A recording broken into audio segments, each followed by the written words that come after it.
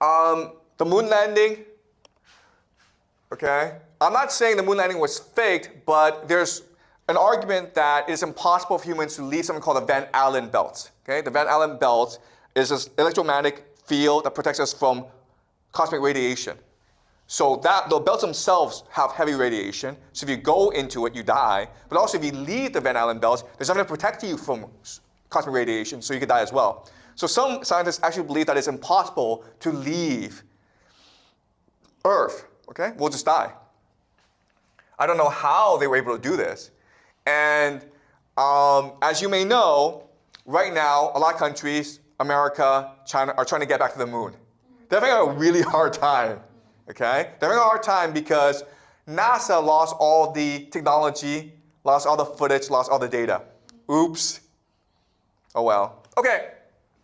So how was NASA able to keep this secret? Well, guess what? A lot of their most important people were Freemasons. Okay? This is Buzz Aldrin, one of the 3 astronauts. He was a Freemason. Okay? John Glenn, the first American to orbit the Earth, was a Freemason, 33-degree Mason. Okay? As was James Webb, one of the first NASA administrators. James Webb, Kenneth Klein.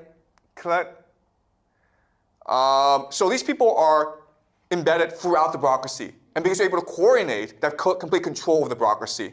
Does that make sense? So it doesn't matter who's at the top.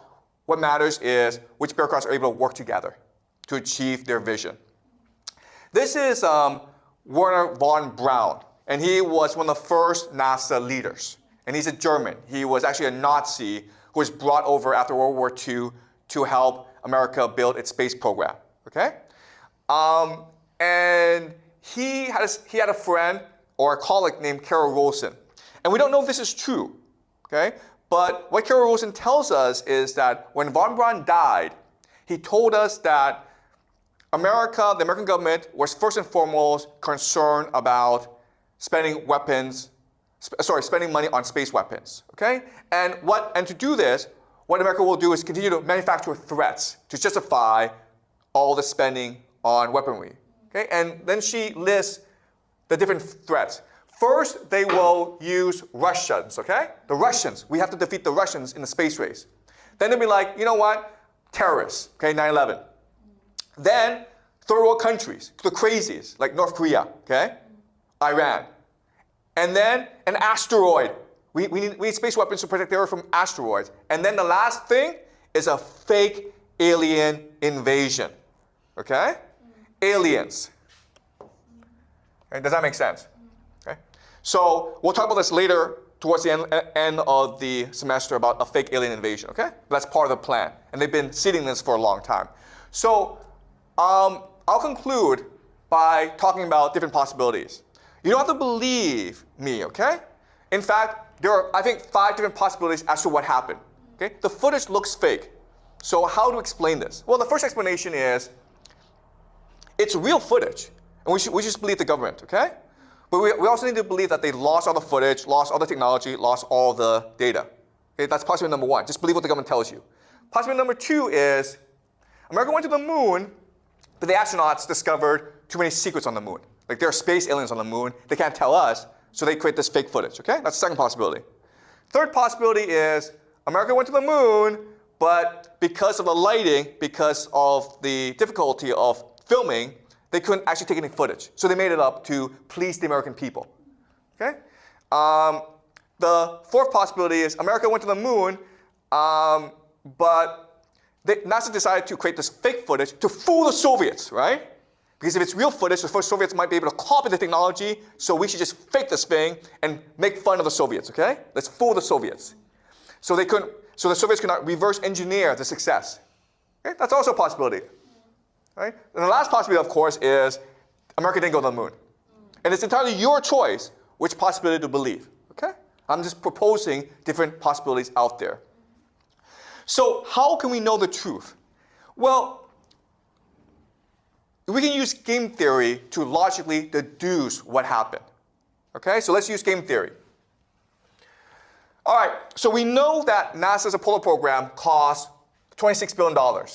between 1960 and 1973. That's almost $200 billion today. They spend all this money, they need to produce a result, right? This is almost like 4% of all government spending in America. That's a lot of money. Also, you don't know this, but by 1969, America was falling apart for 3 reasons. First of all, America was fighting this pointless and hopeless war called Vietnam. Tens of thousands of Americans were dying for no reason. Hundreds of thousands of young Americans were protesting in the streets. The American dream seemed to be dying, okay? That's the first problem. Second problem is that the Soviets were destroying the Americans in the space race. The Soviets were the first to send an animal to space, the first to send a man to space, the first to orbit the Earth, the first to walk in space, the first to send a lunar module to the moon. So it seemed as though communism was superior to capitalism. It seemed as though the Soviet system was better than the American system, okay? There's a real fear that the Soviets would get to the moon first, okay? And also, the last thing is, remember, in 1963, JFK was killed. JFK was the prince, the king.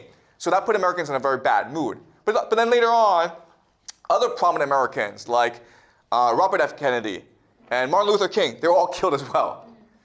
So 1969, America was divided, was falling apart. People felt hopeless, right?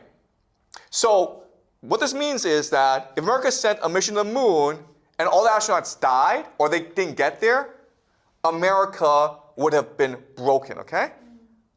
People would have been depressed. And so according to game theory, America could not afford to take the risk of sending people to the moon. If they died, if it failed, America would have looked like idiots. Okay?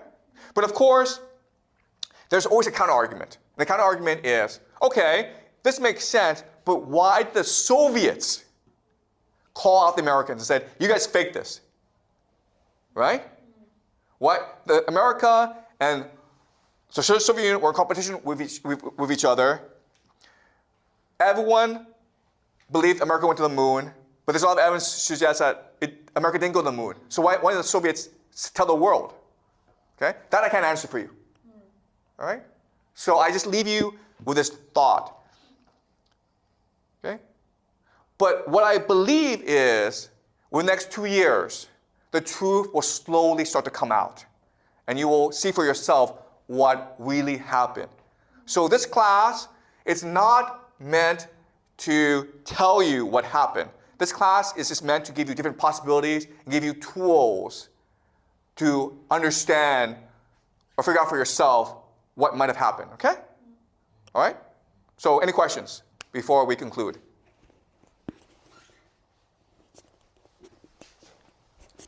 As we said, the secret society might have might fighting with the governments, but why don't they send part of their people into the governments? Why don't they work together?